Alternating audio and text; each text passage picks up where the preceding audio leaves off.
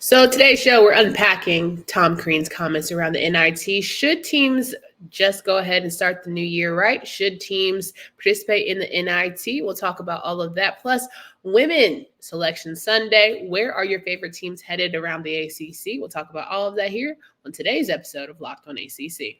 You are Locked on ACC, your daily podcast on the Atlantic Coast Conference. Part of the Locked on Podcast Network, your team every day.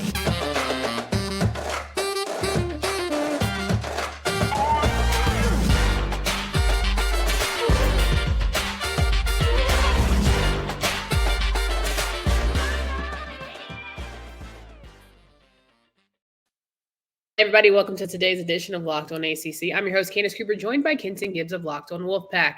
Each and every day, you can find us wherever you listen to podcasts. Make sure you download, subscribe to the pod where you want to participate, because it is a good time here on our YouTube channel where you can talk to us and certainly get in on our community. Make sure that when you are thinking about Locked on ACC, you have friends here that want to get in on some betting action. Today's episode is brought to you by FanDuel. Make every moment more. New customers join today and you get $200 in bonus bets if your first bet of $5 or more wins. Visit FanDuel.com/locked-on to get started today.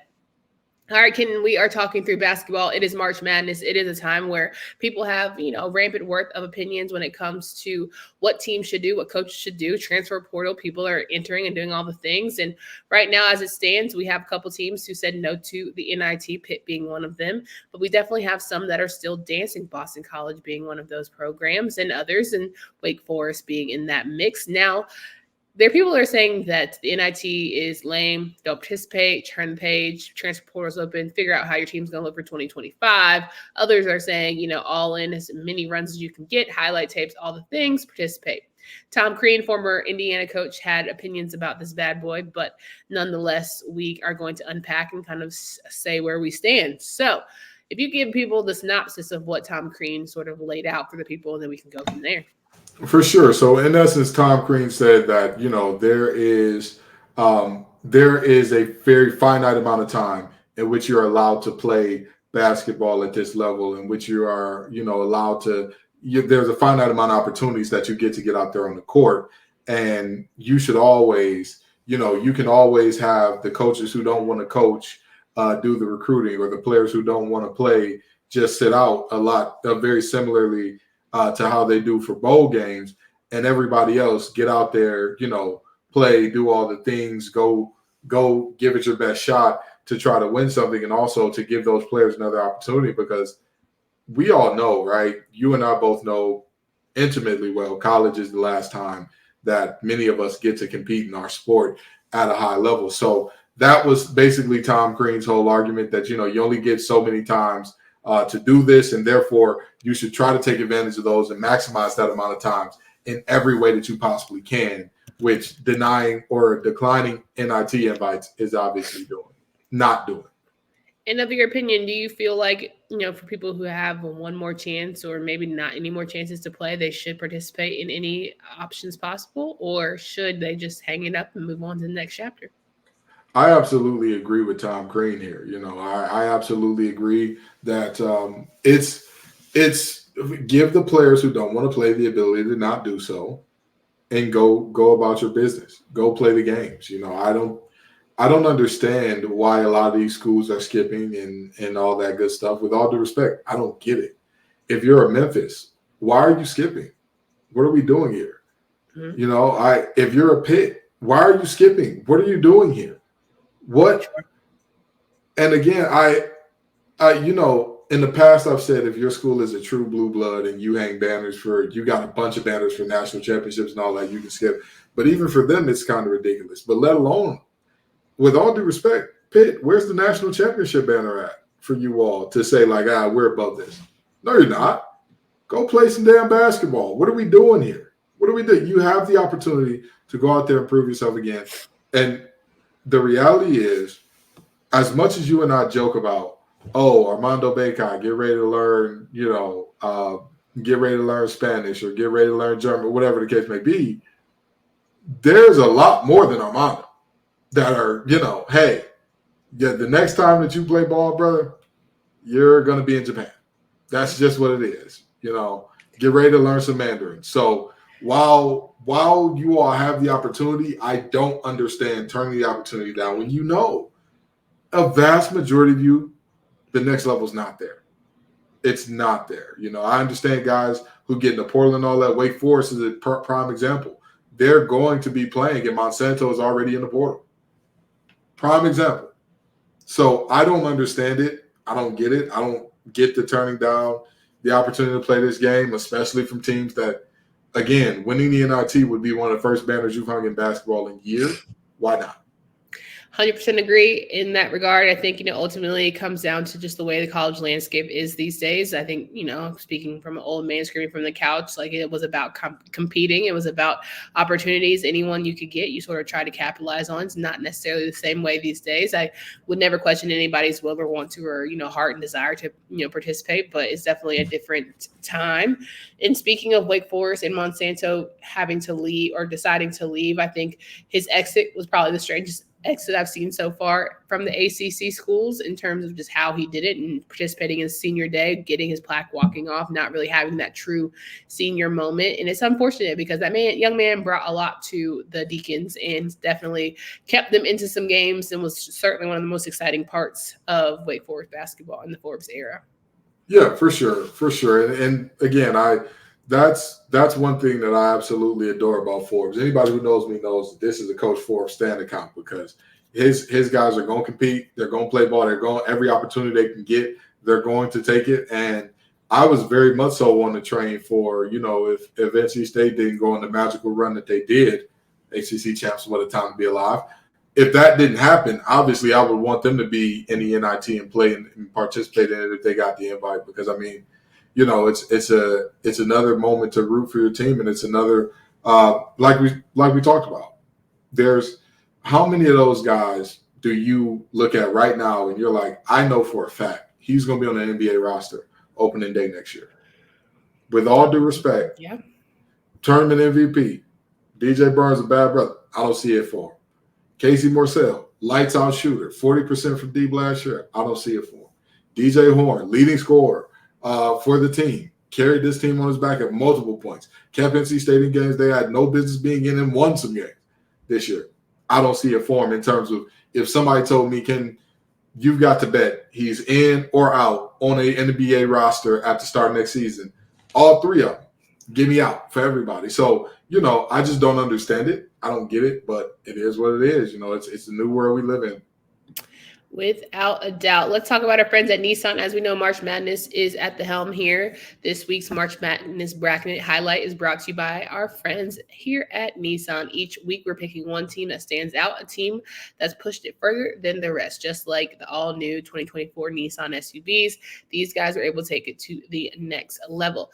The Yukon Huskies can only be described as an armada. This top-seeded team is as hardcore as it gets out there. So it's no wonder they've landed the top overall seed in NCAA tournament. They're one of the favorites to win it all, despite 4 of the 6 Power 6 conference champions standing in their way in the East region.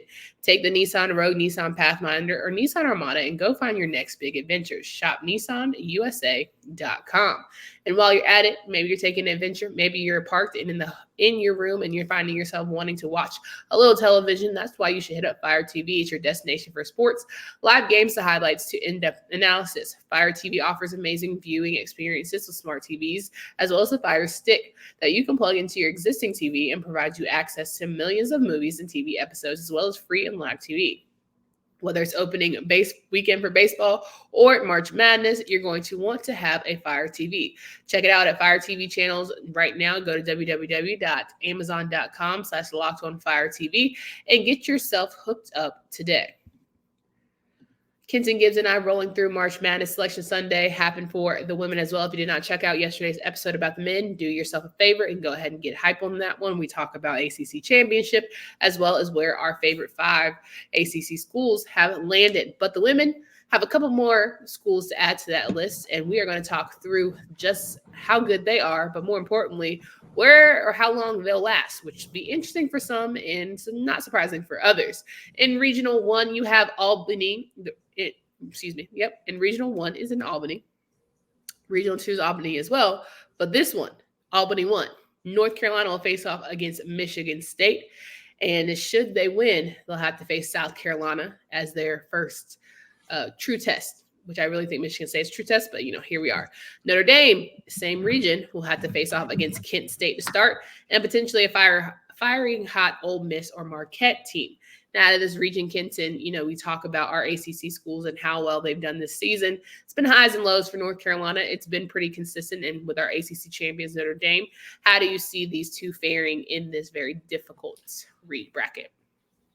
With all due respect, North Carolina doesn't have the horses in the stable to compete with South Carolina, but you're very right in that Michigan State could be a true test for this team. I mean, that is a Michigan State team that is you talk about a team that in the Big Ten, which is one of the better women's basketball conferences, has found their way to be competitive every night, to get some big upsets, to end up being one of the better teams in that conference. Michigan State has absolutely done that. So with that in mind, I wouldn't say, hey, this is going to be easy. This is going to be slight work, no reaction.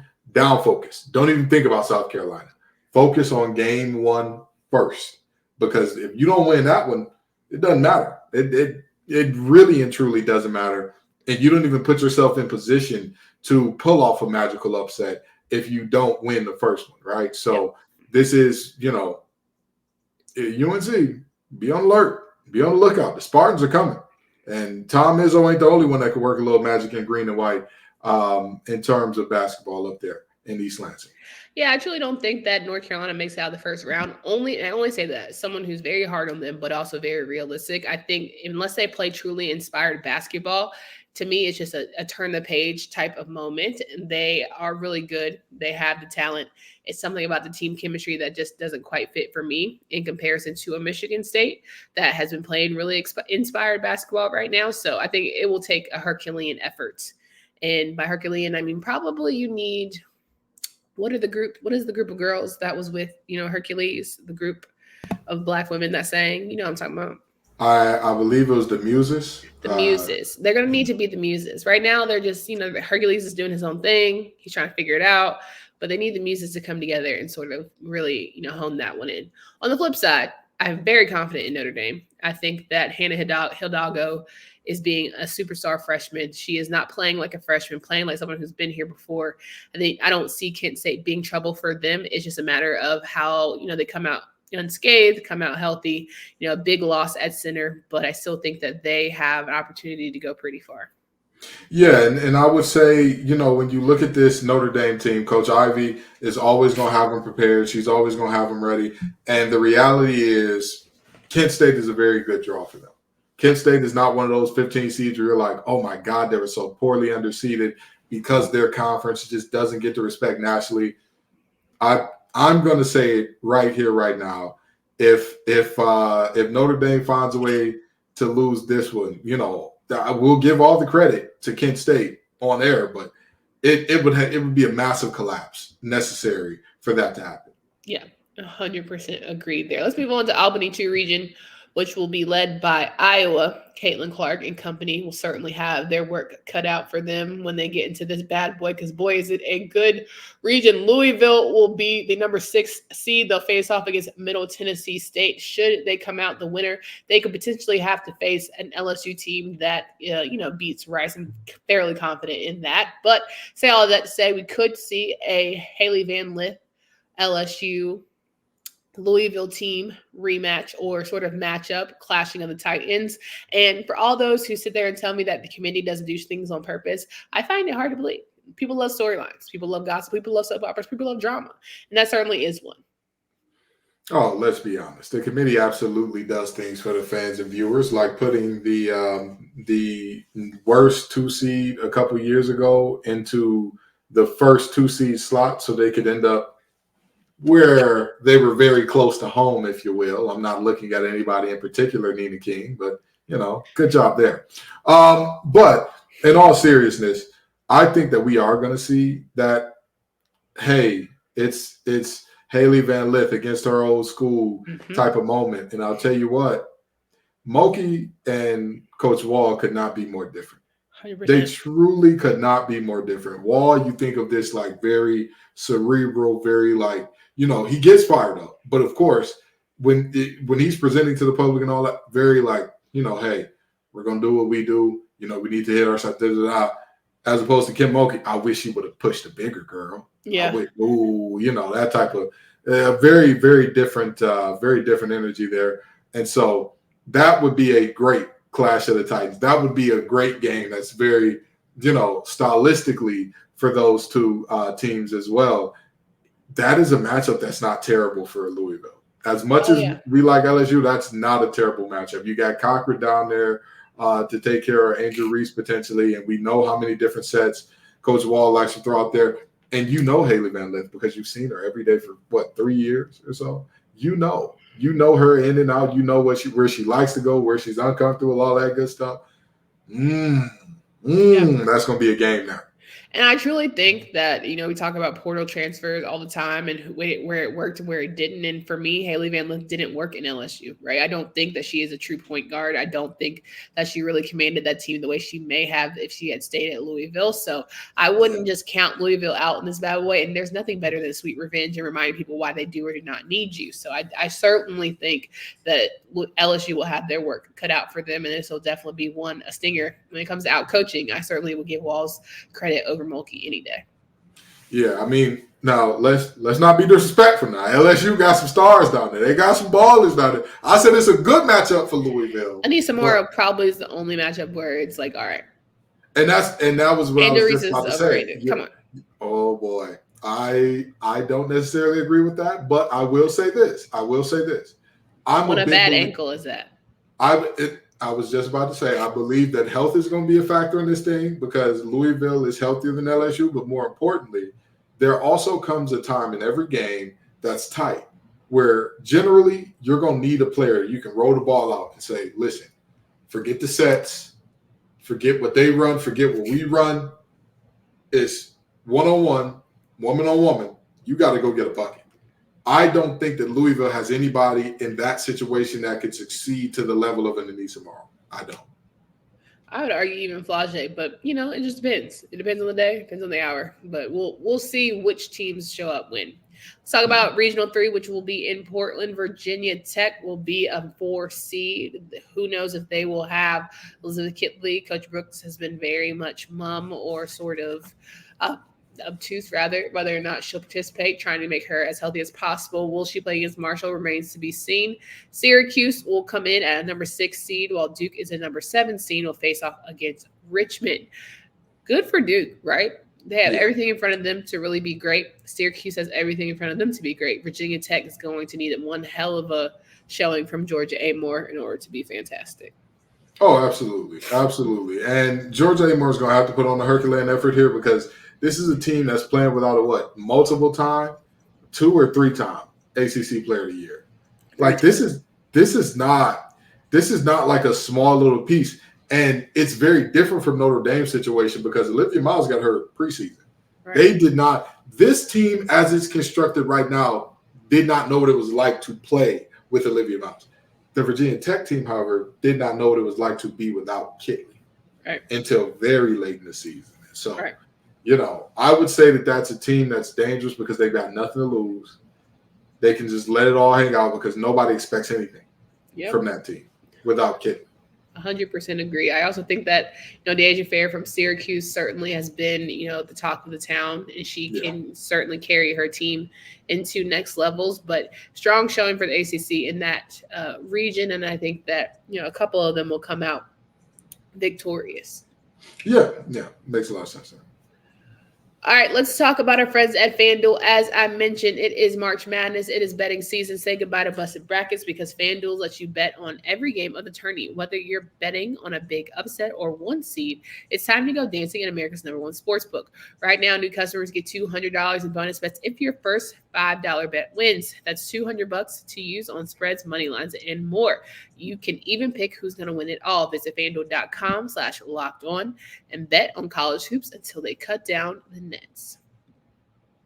A lot of great gaming action happening over the next week. It starts on Thursday for some, Friday for others. But when it's all said and done, I think that this last region is going to be a joyous one as well. Coming in at the 1 seed will be Texas, and they have a nice showing with NC State in this bad boy, which I think, NC State, ACC championship final. Florida State, also a really good team that could face off against a really good Alabama program. But, say all that to say, this is probably the most anybody can get it bracket or section of the bracket to me. Not gonna lie to you.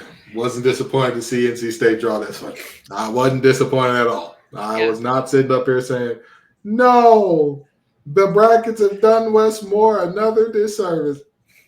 However, you still got to go out there and win the ball games, right? And you look at who these two teams are going up against in the first round, and you're not looking at necessarily world beaters, especially in terms of talking NC State women's basketball. You're really and truly not looking at world beaters there. However, Westmore has struggled in the NCAA tournament at times with a first round exit to, I believe it was Princeton last year. So, you really don't want to overlook your opponent and all that good stuff in this scenario. But NC State should be just fine. Florida State, we all know what the key is. We all know what the key is. Can you get laps? Can you get Latson going? Can you get Tompkins going? That's it. That's the key. If those two can get it done, you can play with anybody. You can beat just about anybody in the country. However, if they're not rolling, you can lose to anybody in the country. So we'll see what that looks like. 100%. And I think this bracket, this side of the bracket, if you look at it and break it down, to me, you got a really good Texas team, but you also got a really good Utah team, right? You got a good Tennessee team that's definitely playing with damn chip on their shoulder, an Iowa State team that's certainly hungry, a Maryland team that's always going to be Maryland, and Stanford, who's always going to be Stanford. But shit, you got Norfolk State, who's going to come in as a 15 seed when you got, your old friend there from NC State. Miss Diamond Johnson. Yeah. So I think anybody's hungry and feeling like they have an opportunity, and I think that's why you play the game. And this is arguably, to me, more exciting than the men's bracket, just because all season long we've seen so many upsets. I mean, you've seen a Colorado team come in and do big things. You've seen an Indiana team do big things, and Nebraska and Ohio State. So it's really any given matchup, you're going to get some pretty electrifying plays. Yeah, and you want to talk about old friends in that bracket. You talk about Maryland basketball being who they are. Jakia Brown-Turner is over there, so it's multiple ways that you're going. You talk about the Haley Van Lith and potentially playing Louisville. There are multiple situations where we could see some star players playing teams that they starred for quite some time, and I think that's going to be a very, very interesting thing to see there. And, this is, again, this side of the bracket, while I think it is a favorable draw for NC State and Florida State, I would not say for either one of those teams, hey, the road is going to be easy. Go ahead and pencil yourself into the Elite Eight or Final Four. No, sir. No, ma'am. Not at all. You have to earn it. That Stanford team, we already know Stanford is going to be – they're going to be as long as the day is, because I'm telling you, they're always going to drag out multiple players, 6'2 plus, that are going to give you a lot of difficulty down low. And they finally figured out, well, not finally figured out, but they also combined that with some good perimeter scoring. So, that team is nothing to scoff at. And, Texas is Texas. They have played phenomenal basketball this year. Of every team in this region, they've been the most consistent all year long. So I wouldn't say that they're anything to necessarily sleep at and say, hey, this is an easy bracket to come out of, because their consistency is virtually unmatched by anybody except LSU this year. So, there's a lot to be said for the women's teams. And the one thing that I will say is, in terms of teams who needed to be in, Miami deserved to be in here. And there are multiple teams that I look at and say, because everybody loves to say, oh, if you put your team in, who are we taking out? And there are multiple teams that I can look at and say they don't have the resume that Miami had this year. Yeah, 100%. And I think that's what made the women's bracket so difficult because there were so many quote unquote upsets. There were so many, one seed changes and all the things. And as much as we want to glorify the hype of Caitlin Clark, she hasn't done the whole thing. So there's been national champions, from South Carolina side multiple times now. So I think, credit to them, and just I don't think it's going to be an easy road. We've seen them in difficult situations, but I would be curious who your overall winner will be. It's really tough to pick against South Carolina. The way that they've been rolling all year, it's really tough to pick against them. And I'm going to tell you this. When your big hits their first 3 of the season in the tournament, DJ Burns felt very inspired by that. Hey, I'm not saying that DJ Burns was watching the Cardoso tape, but maybe, you know what I mean? Not guaranteed he wasn't either. I think that's a team of destiny. I think they run the table and get Dawn Staley another championship. I'm not mad at it. I can't make a better argument for anybody else because I feel like Caitlin is a one-man band in a lot of ways. In a series that is very much a crapshoot. Stanford, I think they're going to be decent, but I wouldn't put too much stock into that. I think Tennessee certainly has a chance, and when it all boils down to it, I would love to see an ACC school do it. However, I don't know that Notre Dame without their big is going to get it done. I don't believe in Tennessee at all. That's what place. You not believe in the coach or the person or the team? I don't believe in the team. I think their coach is all right. I don't think that she moves the needle for me all that much. And I just don't believe in that team at all. I'd be shocked if they ended up advancing out of their side of the bracket. But I think they have a bitter pill right now. They're playing with the biggest chip because they had the number 1 seed by the cojones. Yeah, I mean, there are multiple teams that are looking up and looking around and saying, "Oh, we're pissed off for reason X, Y, and Z." Yeah. At some point in time, you got to have horses in the stable. I don't think Tennessee has. I don't see it. Here we go. Piss or get off the pot. Women's basketball is going to be in full effect. You don't want to miss any of our episodes, so make sure you catch up. We've already given our conversations around the men, and March Madness is what it is going to be starting Thursday, a wild ride. So make sure that you tune in and check out all of our episodes as well as our local hosts on Locked On Podcast Network. We know that a lot of our folks are gearing up for what will be a great season of basketball as well as an off-season spring ball for football. So check us out as we get through the rest of this week and get ready for our matchups and preview some of the favorite ones that we have. For Candace Cooper and Kenton Gibbs, until next time.